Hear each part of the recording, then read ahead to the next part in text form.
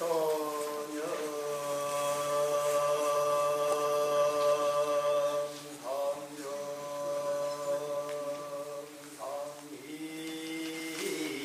삼이울 화과동시여인관 화기지처 수기설 원래는 법화경 제23문 야왕보살 본사품을 법문하기로 되어 있었는데 제가 오면서 즉흥적으로 연꽃의 의미를 제목을 가지고 바꿨습니다. 그래서 지금 이 개성으로 마음력이 도착해서 새로 지은 겁니다. 처염상정 삼일불이라. 연꽃이 사는 곳이 어디냐? 오염된 진흙탕 속에서 살고 있지만 진흙탕물에 물들지 않는 항상 청정함을 유지하고 있기 때문에 처염상정이요.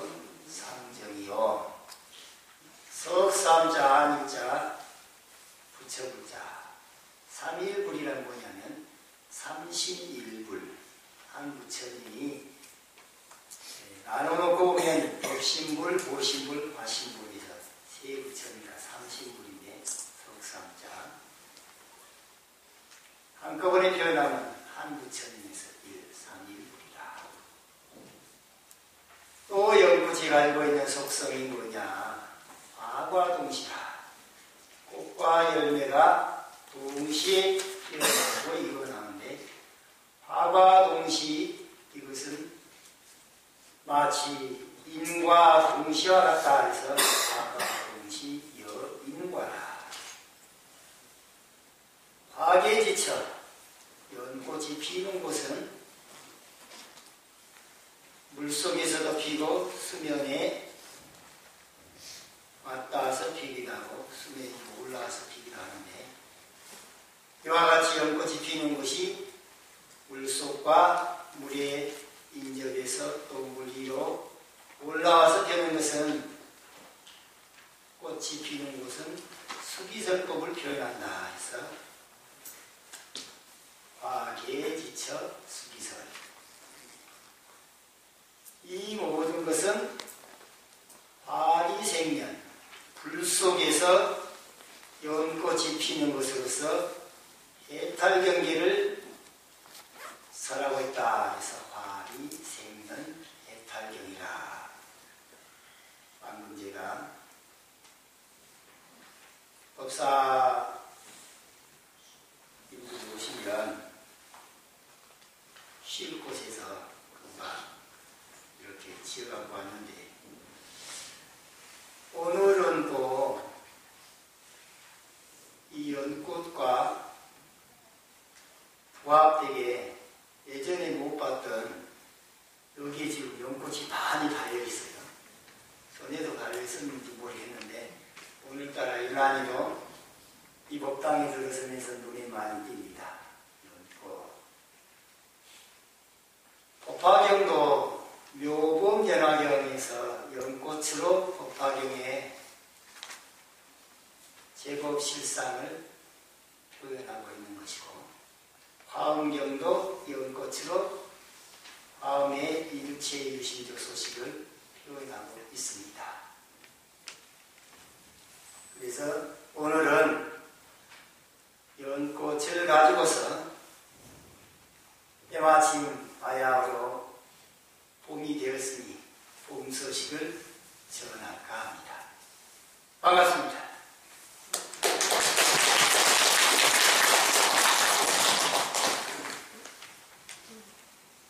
다 아시다시피 연꽃이라 하는 것이 사는 곳이, 연꽃이 사는 곳이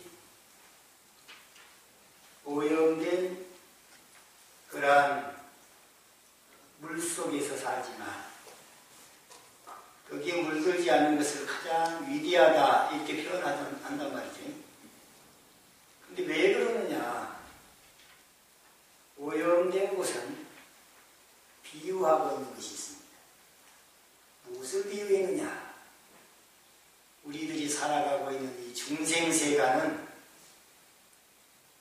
탐심으로 오염되어 있고 성냄으로 오염되어 있고 나다라고 하는 아상을 가진 채 암한심도 되고 또 미워하고 시기하고 질투하는 희노애락 애오욕이라고 하는 오욕 7점으로 자꾸 마음속에서 이 생각 저 생각 이런 분별 저런 분별 이렇게 중생심을 가지고 살아가고 있는 것을 그것을 오염된 그 물 연꽃이 사는 그 세계를 중생세계라고 비유하고 있습니다. 비록 우리들이 이렇게 살지만은 그 모든 경계에서 오염되지 않고 그 경계에서 매여 살지 않고 자유롭게 사는 것을 청정하다 이렇게 표현한단 말이죠. 그러니까 부처님께서 이 사바세계 중생세계에 오셨지만 서가모니 부처님께서 35세 성불하고 난 다음에는 어디에 살았느냐? 제가 늘 이렇게 질문해보거든요. 여기 보면 부처님은 인도분이신데 인도에서 성불하시고 난 다음에는 어디 사셨습니까? 하고 여쭤보면 도로 인도에서 사셨습니다. 그런 경우가 많아요. 그런데 실제로 부처님은 몸뚱아리를 그대로 사바세계에 둔 채 부처님 세계에 사셨어요. 부처님 세계를 정토라, 청정한 땅이라 해서 정토. 정토의 반대를 더러울 예자, 예토라고 합니다.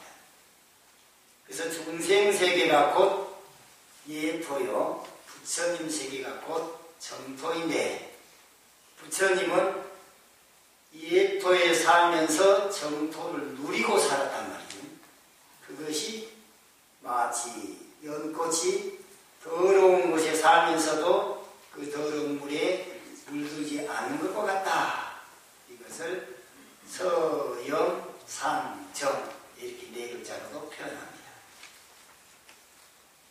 그래서 이 중생세간은 금강경식으로 표현한다면 아상, 인상, 중생상, 수자상, 법상, 비법상, 8만 4천 상을 가지고서 시야, 비야 이렇게 선이네, 악이네, 좋은니, 굿니 분별시비하면서 살아가는 이런 형편을 중생세간이라 표현하는데 성불한 부처님은 당신 눈앞에 펼쳐지는 모든 경계를 그것을 진리로 바라보니까 거기에 물들지 않습니다. 부처님은 귓가에 들려오는 모든 좋은 소리든 꾸준 소리든 그 소리를 역시 진리의 음성으로 바로 듣기 때문에 그 말에 속지를 않습니다. 그래서 마음이 조금도 동요가 없게 됩니다. 또 부처의 경지에 있는 분들은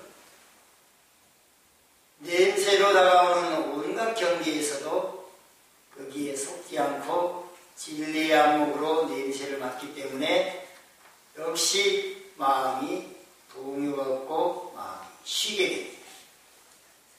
이와 같은 방법으로 우리가 음식을 먹을 때 맛의 경계나 또 가지가지 모습으로 다가오는 촉감의 경계나 내 마음속에서 일어나는 온갖 이 생각 저 생각 그 모든 경계를 항상 진리의 안목으로 이거 본래 인과 아닌가, 이거 본래 무상한 거 아닌가, 이거 본래 공허한 거 아닌가, 이 경계가 무아한가, 또 바로 본다면 모든 것은 진리의 화신인 부처 아닌가. 이러한 지혜를 가지고서 반야지혜를 가지고서 온갖 경계를 통찰해서 꿰뚫어 보다 보니까 마음이 조금도 동요가 없겠지요. 마음이 동요가 없는 것은 마치 연꽃이 더러운 물에 물들지 않는 그런 해탈의 경계를 표현하고 있다. 이렇게 말하고 있습니다. 연꽃이 왜 이게 하냐?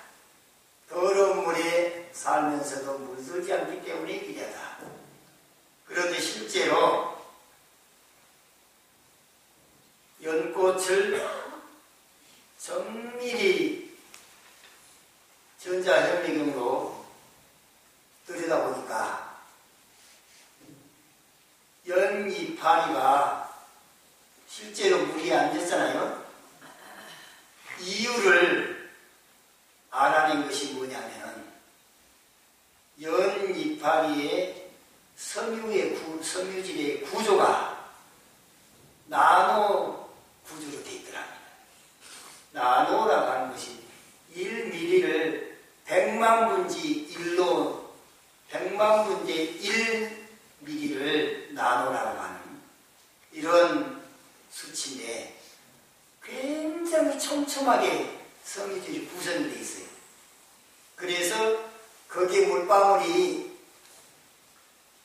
떨어지게 되면 또르륵 말려서 그냥 떨어져 버리게 되는데 이것은 물의 분자인 H2O라고 하는 물의 분자 구조보다 훨씬 더 촘촘한 작은 알갱이 구조로 되어 있기 때문에 물이 그 안으로 스며들지 못한다. 그 말이에요. 우리들이 몸과 마음에서 일어나는 모든 현상을 있는 그대로 알아차리고 또 진리의 안목으로 바로 꿰뚫어보고 몸과 말과 마음을 컨트롤하는 알아차리고 바라보고 컨트롤하는 알바콘을 나노 구조만큼 철저하게 섬세하게 실천한다면 마치 연꽃이 더러운 물에 물들지 않듯이 우리 몸과 마음은 온갖 경계로부터 물들지 않고 해탈의 경계를 늘 부족하게 될 것이다. 이것이 바로 연꽃이 가지고 있는 첫 번째 특성입니다. 두 번째 연꽃이 가지고 있는 특성은 뭐냐? 화과 동시다. 꽃 화자, 열매 화자, 동시, 한 가지 동시와 떼시자. 화과 동시는 부처님 가르침으로 본다면 뭐냐? 인과 동시다. 원인과 결과의 법칙이 매 순간순간 동시에 일어나고 작용이 이루어지고 있습니다. 그 뭐냐? 일반적으로 과실들은 꽃이 핀 다음에 열매가 익어 나오거든요. 감도 그렇고 감꽃이 떨어지고 난 다음에 감이 커 나오잖아요. 배나 사과나 이 매실이나 이런 게 다 꽃이 먼저 피고 열매가 나중에 커 나오면서 익어 나오는데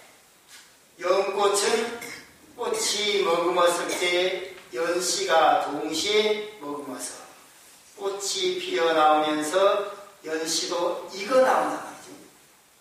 이게 일반 과실과 좀 다른 점이죠. 꽃과 열매가 동시에 피어나오고 익어나오는 이런 특성은 부처님 가르침 가운데 인과 동시에 해당되는데, 과거에 심어놓은 선업이든 악업이든 그 원인이 현재 우리들이 받고 있는 현실의 세계에서 결과로 드러났기 때문에 현재 받는 것은 결과죠. 그런데 받음과 동시에 또 새로운 업을 심죠. 그러면 이 현재에 받을 때는 과지만 새로 심는 것은 인에 해당되니까 인과가 함께 있죠. 인과가 동시에 있죠. 그런데 지금 심는 것은 분명히 원인이지만 미래의 입장에서 본다면 미래 받을 때는 그게 결과로 드러나거든요. 미래에서도 결과로 드러나는데 미래에 또 받을 때 또 심죠. 그러니까 미래도 인과가 동시에 있죠. 지금 갖고 있는 상황이 결과이지만 과거에 심었던 것은 원인인데, 그 과거에 심을 때 그 이전에 대과거에서 심었던 것이 결과가 드러나면서 또 심었지. 그러니까 과거에도 인과가 동시에 있었고 현재에도 인과가 동시에 있고 미래에도 인과가 동시에 있는 것이 마치 연꽃이 꽃과 열매가 동시에 피어나오고 익어나온 것과 같다. 그럼 인과의 동시는 어떠한 가르침을 우리에게 심어주고 있느냐? 받을 때 잘 받으라, 이 말입니다. 과거에 악업을 지었으면 이번 생에 받을 때는 현재는 고통이라고 하는 그런 과거를 받을 텐데, 이 고통을 받을 때 이건 내가 과거에 틀림없이 꼭 이러한 일을 맞이할 만한 종자를 심어서 빚갚은이라고 그렇구나. 이 한 생각을 돌이켜서 받다 보면 원망의 화살이 상대방한테 갈 것이 아니라 내가 지어서 내가 받는구나. 그럼 누구 탓일까요? 내 탓이로구나. 그럼 이런 내 탓이로구나라는 인과의 지혜를 활용해서 받으면 그 마음이 쉬겠죠. 원망의 화살이 덜 가겠죠. 이게 바로 받을 때 잘 받는 거입니다. 그런데 과거에 심어놓은 종자는 안 보인다고 해서 받는 현실만 가지고 불평하고 불만하고 원망의 화살을 자꾸 바깥 경계에다가 돌린다면 그 사람 마음이 편할까요? 안 편할까요? 네.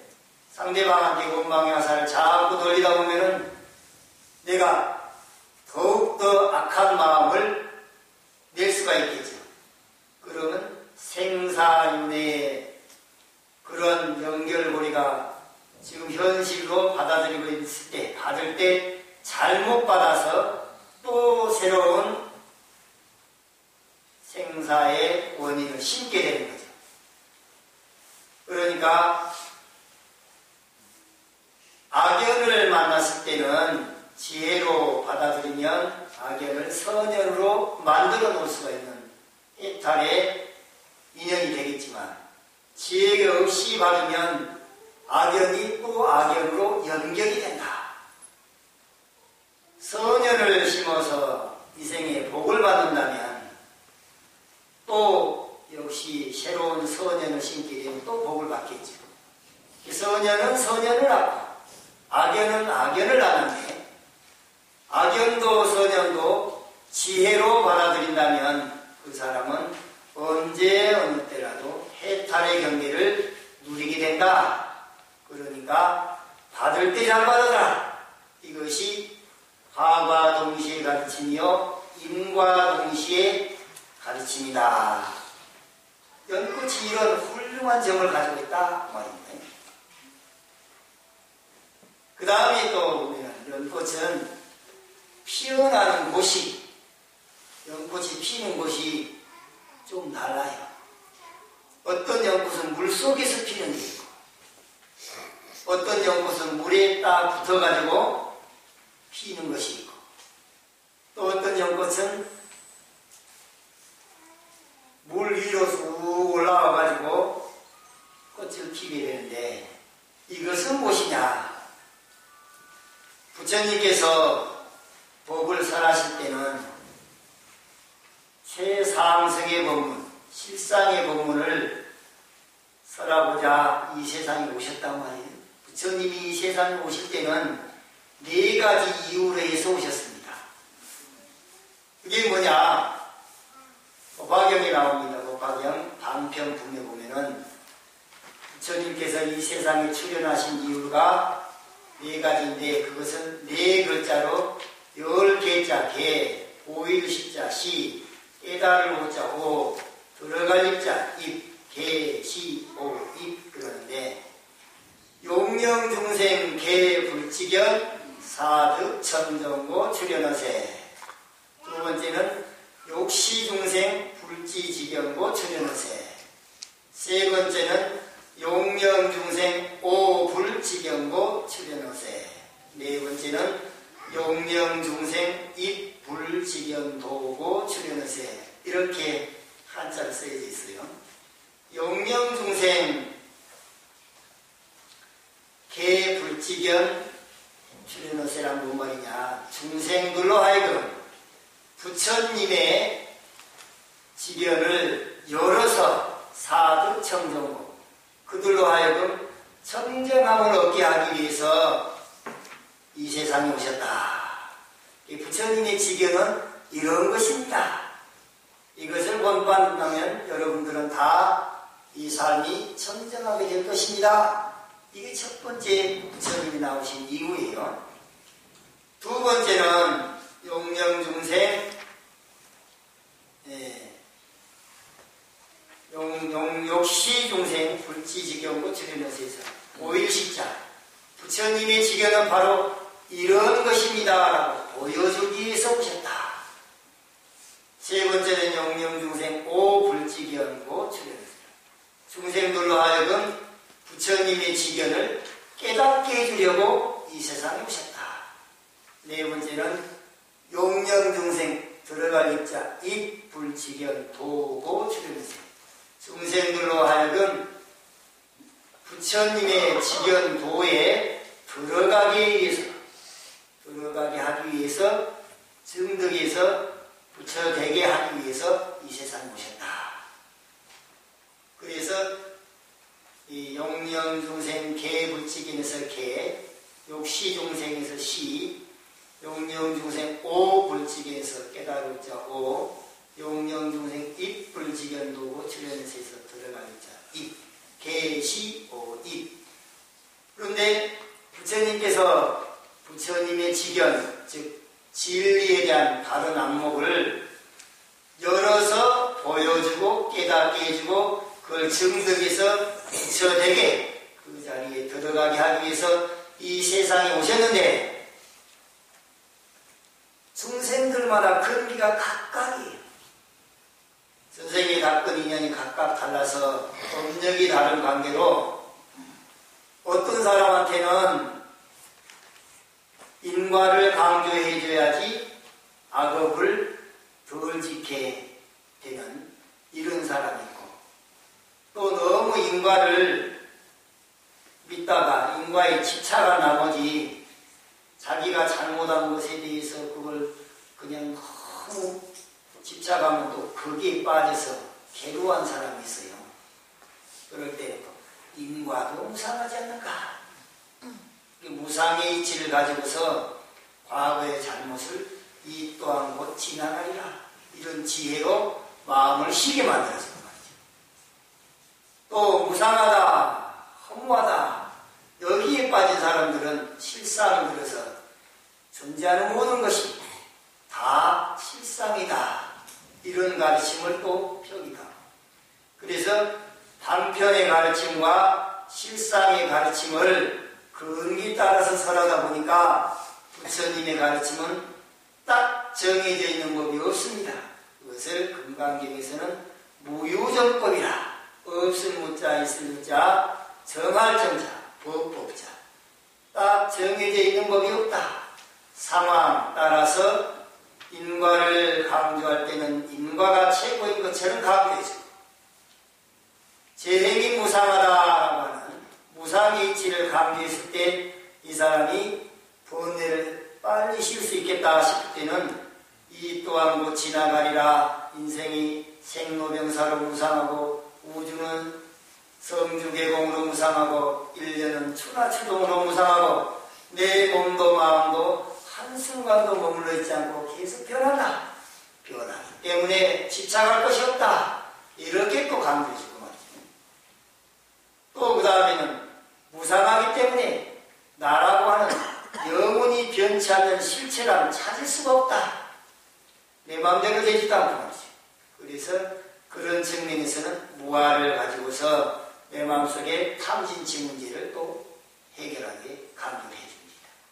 그래서 인과나 무상이나 무아나 또 공이나 중도나 이런 모든 가르침은 상황에 따라서 그 사람 근기에 꼭 맞춰서 강조해 주기 때문에 그러한 가르침을 수기설법이라. 근기 따라서 법을 설해준다. 수기설법. 또는 병 따라서 약 처방을 해준다. 응할 응자, 병경자, 응병, 줄 여자, 양약자, 응병여약이라.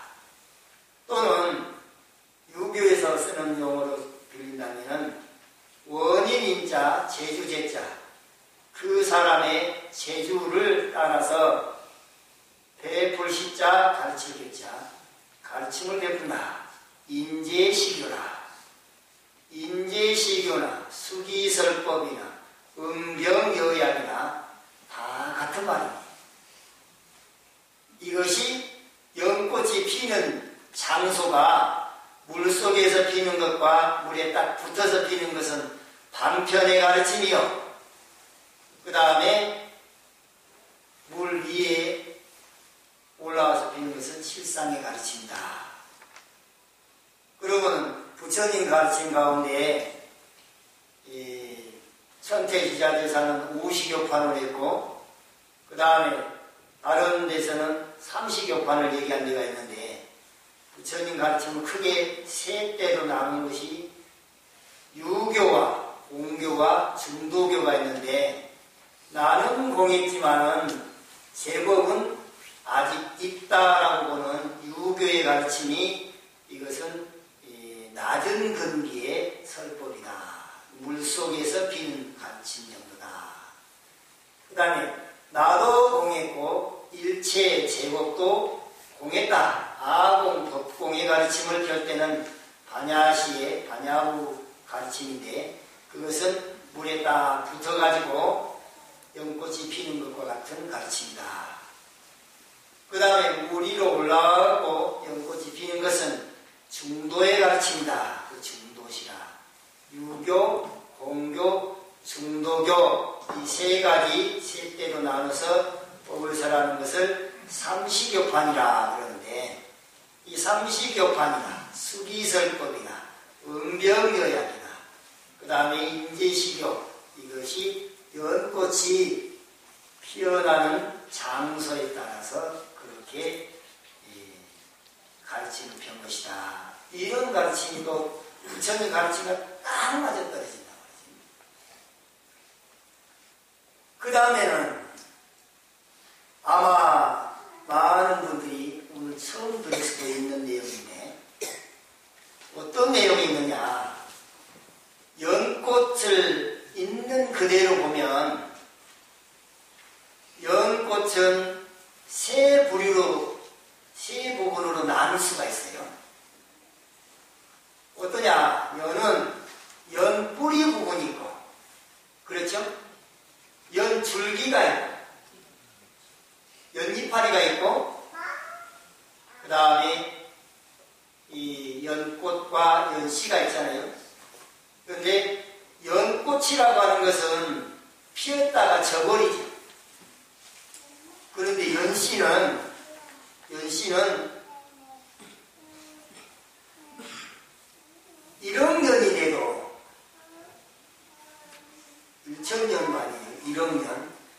1억 년 전에 연씨가 땅속에 묻혀가지고 있었는데 그것을 다시 수분이 적당한 곳에다가 심으니까 보존한다. 이게.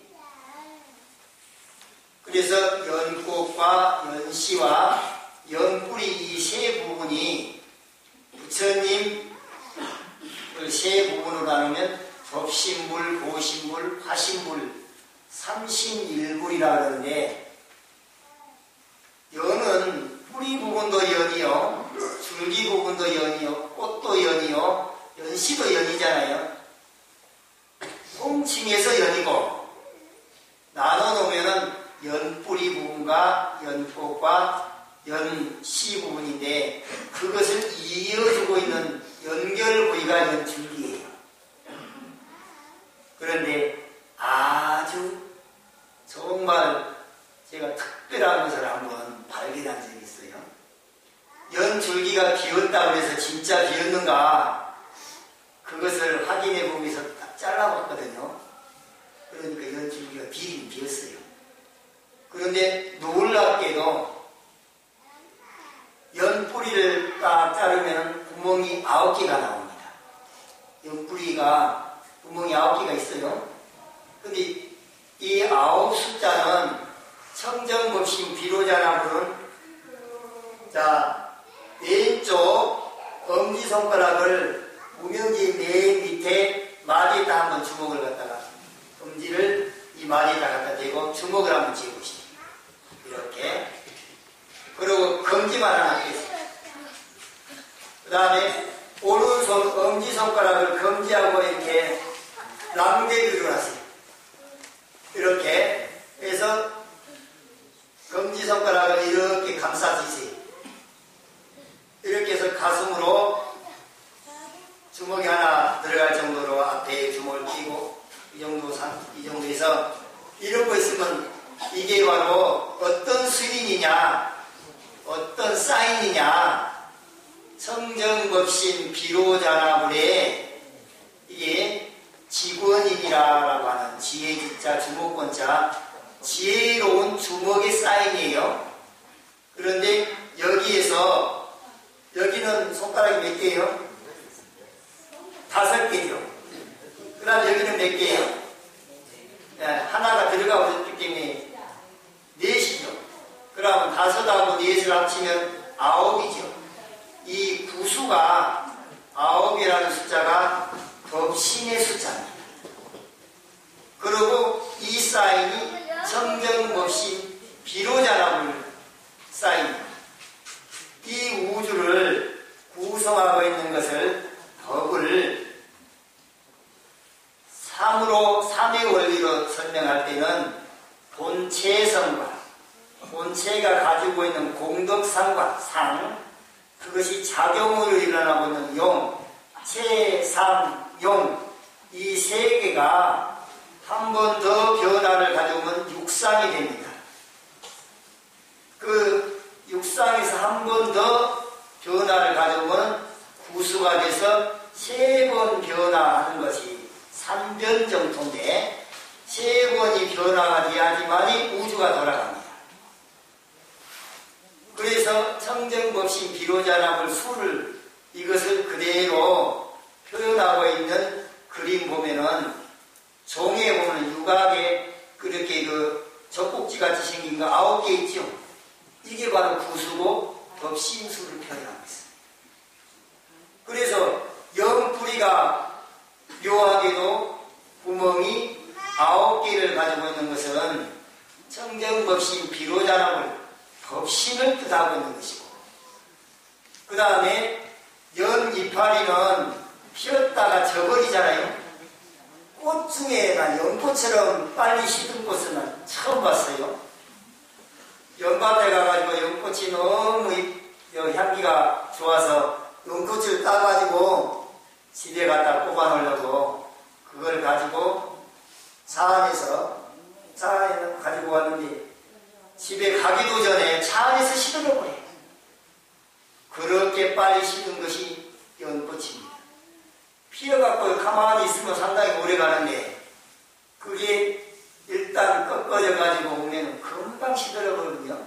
인연 따라 피어났다 인연 따라 시드니까 생명이 있는 거죠. 그것은 법신, 보신, 화신 가운데 인연 따라 널리 중생을 제도하는 성대급 화신, 서가모니불과 같은 그런 존재가 연꽃이. 그런데 연씨는 이게 한번 이거 나왔는데 그것을 불감 같은 데다가 탑이나 이런 데다가 우리가 부처님 복장을 넣을 때 넣어놓잖아요. 천년이 가도 썩지가 않아. 몇 천년이 지났는데도 그것을 옛날에 몇 천년 전에 이미 부처님 불탑 속에 부처님 사리를 모셔진 불탑 속에 복장으로 넣어놨던 것을 나중에 해체해서 보니까 연씨가 있어서 심었는데 몇 천년이 지났는데도 이게 싹이 다시 난다. 그건 뭐냐? 우리 불성은 불생불멸하다. 불구부정하고 부정불감하다. 이러한 공덕을 표현하고 있다. 그래서 이 연씨는 원망보신 노사나부를 상징합니다. 법신과 보신과 화신을 어떻게 설명하느냐? 두 가지 방식이 있어요. 성정법신 비로자나부는 뭐냐? 법이란 말은 진리잖아요. 달마. 진리 그 자체를 법신이라고 해요. 진리를 인격화시켜서 표현하니까 법신불. 그것은 여기 바이로차나 붓다. 바이로차나가 비로자나예요. 비로자나 붓다가 바로 법신불이나 중국에서 의역을 할 때는 청정법신이라 하고 음역 소리 난 대로 적으면 비로자나불 이렇게 표현한 거죠. 이게 비로자나불이 청정법신인 거예요. 청정법신이 뭐냐? 진리 그 자체다. 무엇이 진리냐? 인과가 진리입니다. 재행이 무상하다가는 변한다가는 이치, 무상의 이치가 진리입니다. 존재하는 모든 것은 인연 따라 생멸하기 때문에 실체가 없는 무하다라고 보는 것이 진리입니다. 본래 없었던 게 생겨났다 다시 없었던 일을 되돌아가기 때문에 본래 공한 것 아닌가? 공의 이치가 진리입니다. 그렇지만은 현상으로 드러난 제법의 경계와 이것이 본질인 본체성을 떠나서 있지 않기 때문에 본질과 현상이 둘이 아닌 불이 관계로 본다면 이게 바로 중도실상이 되는 것이죠. 그래서 인과, 무상, 무아, 공, 중도실상이 이 우주의 영원히 변치 않는 진리다. 이것이 바로 우리가 깨닫게 되는 모든 성인들이 모든 수행자가 깨닫고자 하는 깨달음의 대상인 것입니다. 그 깨달음의 대상인 성정법신인 진리 그 자체가 바로 법신불이자 그것이 우리들의 본래 면목인 것입니다. 나는 누구냐? 나는 인과의 존재입니다. 나는 누구냐? 나는 바로 보면 무상의 존재입니다. 나는 누구냐? 바로 보면 무아의 존재입니다. 나는 누구냐? 바로 보면 공의 존재입니다. 또 다시 다른 각도로 본다면 나는 중도실상으로 본래 부처였다. 인과, 무상, 무아공, 중도실상이 어디서 나왔느냐? 부처님은 이 이치를 연기로 인식했기 때문에 연기법이라고 합니다. 그래서 부처님께서 말씀하시기를 연기를 보는 사람은 법을 보는 것이요. 법을 보는 것은 곧 나를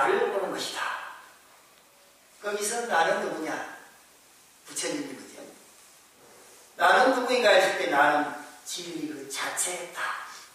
그래서 연기법이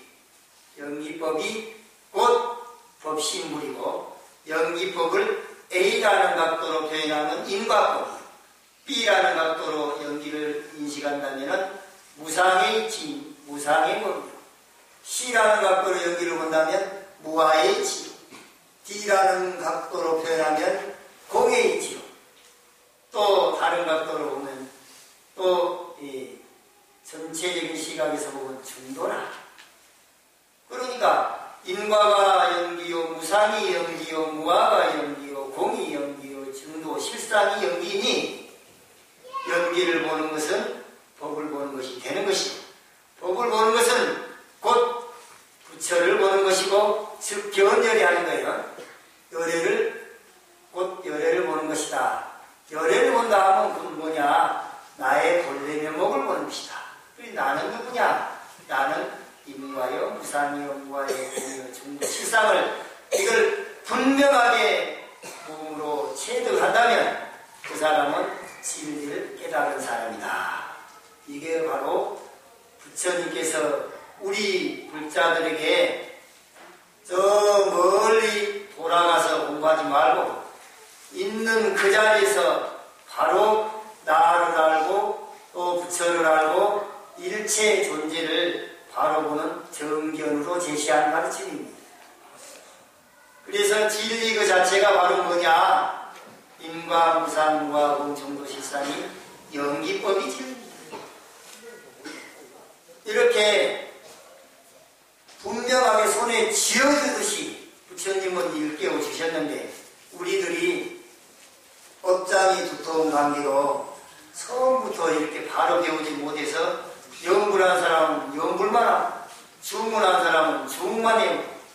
화두 참선하신 분들은 화두만 하고, 또 절한 사람은 절만 하고, 이러다 보니 마음 다스리는 지혜는 개발은 덜 되고 노력은 많이 있는데 효과는 아주 미미한 존재로 이렇게 많은 분들이 오랜 세월을, 허송 세월을 보냈단 말이죠.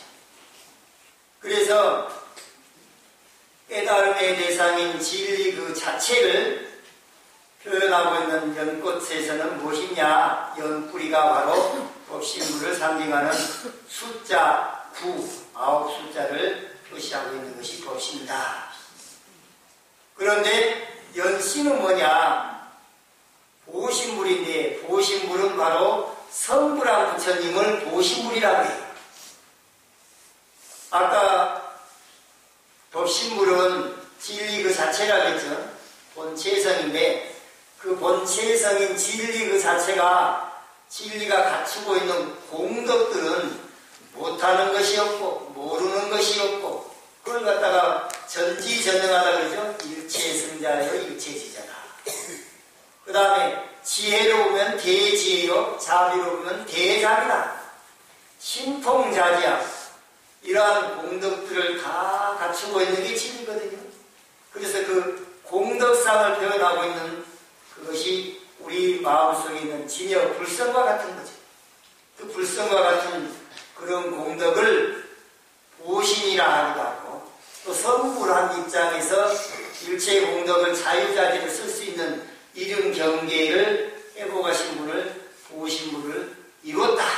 성불은 부처를 이룬 것이니까 보신은 이룬 것이고, 법신은 깨달음의 대상으로서 진리 그 자체인데 법신과 하나 되는 것이고, 그 다음에 깨달음을 얻어서 법신을 분명하게 증득하시고서 다른 일체 중생들을 교화할 때는 천백억 화신으로 납두게 된다는 말이죠.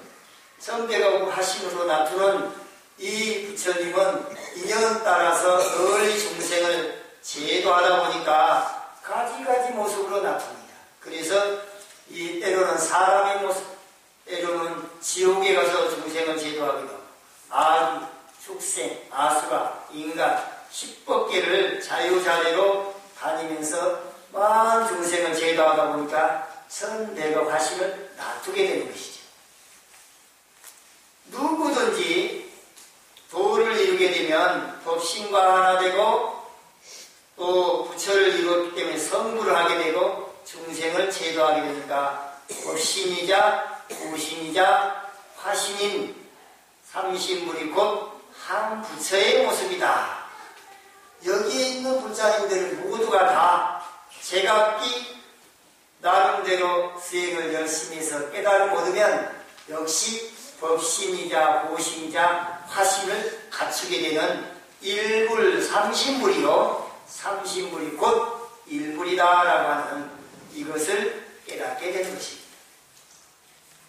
삼신일불은 셋이 곧 하나요, 하나가 곧 셋이라고 하는 이 이치를 그대로 갖추고 있는데 다른 각도로 그것을 설명하다 보면 최상용이 본래 하나의 법, 일법을 나눠 보면 최상용 이렇게 설명하기도 하고 또 한 부처님을 법신불, 보신불, 화신불, 삼신불이 곧 한 부처님이다. 삼신일불에 지도되고 또 우리 승가에서는 이 불법승 삼보가 곧 하나의 부처님 세계다. 이렇게 볼 수 있는 것이고 그 다음에 기독교에서는 성부, 성자, 성령 삼위가 일체다라고 표현하고 있는데 거기서 성부가 뭐냐? 진리 그 자체를 말합니다. 성령은 뭐냐? 그 진리 그 자체로서 성부는 하느님을 뜻하고 있는 것이고 성령은 뭐냐? 진리가 갖추고 있는 공덕으로서 하느님의 권능을 성령이라 표현하고 있는 것이고 성자는 뭐냐? 예수님이 대신하고 있는데 그분은 뭐냐? 하느님과 하나 대신 독생자가 됐다. 그래서 삼위가 곧 일체다라고 주장하고 있는데 이것은 우리 불교에서 보면 법신, 보신, 화신이 삼신불이 곧 일불이다라고 표현한 것과 너무나 유사합니다. 또 우리 조상님들은 천지인 삼재가 바로 하나이며 그것을 갖다가 뭐라 하냐면은 이 삼재 합일이라 천지인을 삼재라고 하거든요. 삼재를 합쳐 놓으면 하나고 하나를 나눠 놓으면 삼재로 떨어진다. 그래서 삼재 합일의 이치나 삼위일체의 이치나 또 삼신일불의 이치나 최상용이 본래 한 법이라고 하는 이치는 본래 다 같은데 이것을 활용하는 측면에 있어서 얼마만큼 바르게 알고 그것을 온갖 경계에서 지혜로 활용이 되느냐 못되느냐에 따라서 해탈이 되고 못되고 이런 차이가 있는 것입니다. 그런데 연씨하고 연꽃하고 연뿌리를 연결해 주고 있는 그 연줄기가 있죠. 연줄기는 안이 텅 비어 있습니다. 그런데 신기하게 아무것도 없이 텅 비어 있는 게 아닙니다. 어떻게 비어 있느냐? 아래에 있는 연뿌리에 있는 9개 구멍이 있잖아요. 그 9개 구멍이 연줄기 안에가 그대로 9개 구멍이 있어요. 9개 구멍이 같이 이렇게 올라가면서 연지파리가 연결이 되어 있고 연꽃이 연결이 되어 있고 그 가운데 9개 구멍은 가느다란 아주 미세한 가느다란 실로 그 섬유질로 해서 텅 비어있는 것처럼 같지만 안에가 이렇게 9개 구멍이 함께 있어요. 그건 뭐냐? 청정법신인 비로자나무가 원망보신인 노사나무가 성대가 화신인 서가모니불 법신, 보신, 화신이 본래 다 공한 것이다. 삼륜체공을 표현하고 있다. 우리가 무시할 때도 줄 때 준 바 없이 주고 받을 때 받은 바 없이 받고 그 사이에 물건이 오고 갈 때는 이 시자와 시물과 수자가 원래 공하는 것을 말할 때 3년 채공이라고 하거든요. 이것이 바로 3년 청정이라 하기도 하고, 이게 바로 무주상고시라 하기도 하고, 어떤 것이든지 이 삼의 원리가 함께하고 있는데, 연꽃이 연뿌리와 연이파리와 연꽃과 연씨가 연결되고 있는 것이 다 공으로 연결되어 있다고 하는 것이, 이것이 바로 어떤 경기를 그것을 대하더라도 마음이 물들지 않는 그런 것을 뜻하고 있기 때문에 31불이 곧 연꽃이 가지고 있는 그런 속성을 꼭 같이 가지고 있다. 이런 측면에서 본다면 연꽃은 인과 동시의 가르침과 수기설법의 가르침과 그 다음에 31불의 가르침과 더러운 곳에 살면서도 거기에 물들지 않는 해탈의 경계를 뜻하고 있기 때문에 그것을 옛날부터 조사스님들이 즐겨 쓰는 사자성어가 있어요. 불화자, 송리자, 화리, 날생자, 연꽃연자, 생년이라.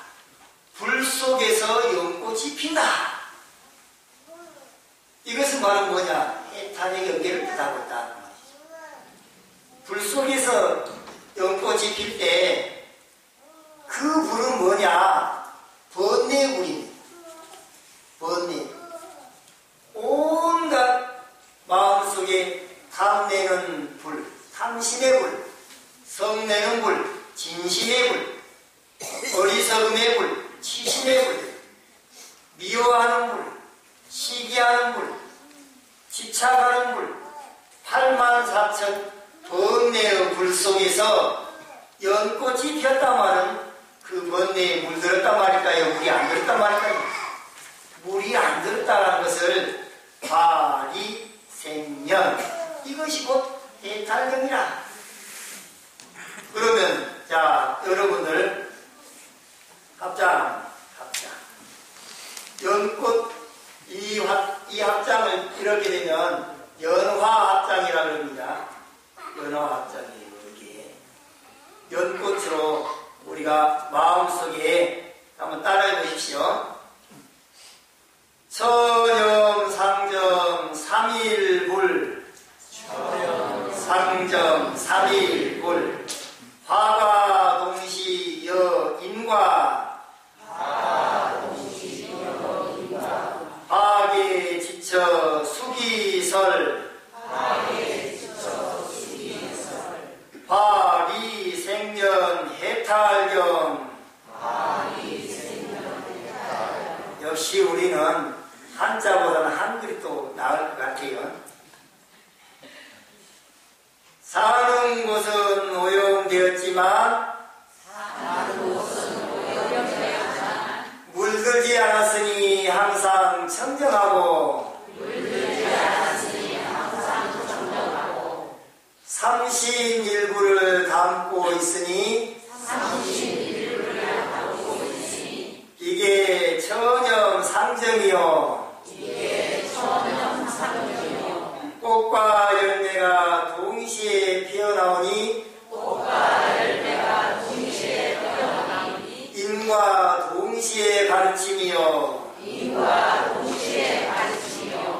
꽃이 피는 곳이 각각 다르니 수기설법의 가르침이요 온갖 번뇌에 물들지 않으니 화리 생년이요 해탈경이로다. 자, 여러분 오늘 연꽃의 의미는 잘 이해가 되셨죠? 어떤 것이 해탈경이냐? 눈에 보이는 모든 경계, 귀에 들리는 온갖 소리의 경계, 냄새의 경계, 맛의 경계, 촉감의 경계, 망상의 경계, 이런 온갖 경계를 바로 진리 그 자체로 인식하는, 아, 이거 인과 아닌가라고 얼른 돌이키고, 이거 무상한 거 아닌가? 이렇게 얼른 돌이키고, 그 다음에 무한, 공한 거 아닌가? 성도 아닌가? 본래 바로 보면 다 부처 아닌가? 순간순간 돌이키고 그 마음과 몸과 말을 컨트롤한다면 이것이 곧 불 속에서 연꽃이 피는 것이고 해탈의 경지다라는 것을 깨달으시기 바랍니다. 성불하십니다.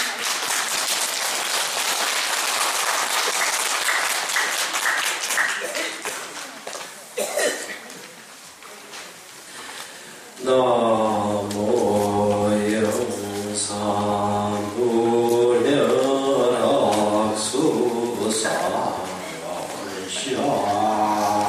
영산불려락수사원시아론사 서가보니걸 서가보니걸 천상천하의 시간세계 영국이 세간소유 아직면 일체 무효여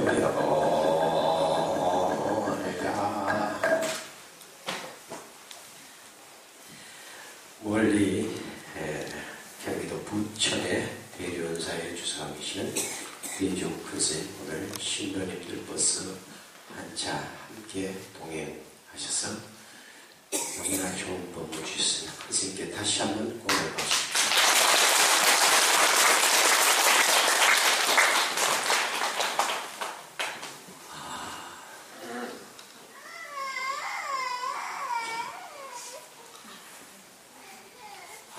오늘 너무 좋았습니다. 공부하신 분들, 처음 듣는 분들 무슨 소리인지 모르지. 제가 33년 중도를 다니면서 스님 법문이 너무 가슴에 와닿았어요. 법문을 들으면 공부한 스님하고 안 하는 스님들의 삶사이가 다 드러납니다. 누구나 알겠죠? 세속 사람들은 이렇게 돈 많이 벌이고 얼굴 잘 찍고 말고 얼굴 빛나고 하면 출세한다고 하는데 우리 스님들은 공부 잘하고 법문 잘하면 대빵이고 출세입니다. 법문 잘하는 큰 스님께 다시 한번 박수 주십시오. 너무 많았어요. 정치의 진리를 주님의 교회의 내용을 앞뒤로 완벽하게 깨닫고 계신 분입니다. 제가 한국에서 가장 많은 스님들 법문을 들어본 사람이라 제가 보면 스님들 평생 살아온 삶살이가 다 듭니다. 너무 고맙습니다. 우리 법문님들 가셨었죠? 전시실에 서랍도 있고 그림도 있고 부가도 있고 한데 지하에서 공연하시고 스님 모시고 잘 모시고 사십시오. 그렇죠? 주요 포교 많이 해서 불교대학 그날에 일본인 능인 불교대학 조계사입니다. 법사까지 하신 큰 스님이십니다. 오늘 초지에 막제가 있습니다. 정월 대보름신가 바빠요. 지금 정신이 없어요. 밤낮으로 바빠죠. 2층에는 봉사자들이 또 한 40명 정도 와서 어른들 한 50명 정도. 서울에 오신 우리 부부님들 들어가면서 2층에 요양원을 한번 수련회 한번 하고 나갔어요. 2층 요양원에 자원봉사 그리고 어른들 복지를 어떻게 하는가를 현장을 한번 보고 나갔어요. 참 좋을 것 같습니다. 네, 그리고 그 다음 어디 현장적으로 있죠? 어디 가까이 가는가요? 그렇구나. 수고하셨어요. 모두 인사도 좀 서울 사람들이. 자, 이거 자유스님, 스님 말이 켰고. 밑에 있는 공양물은 초제 지내는 동이시고죠. 위에 있는 공양은 막제 지내는데 좀 옮겨주세요. 제를 모시도록.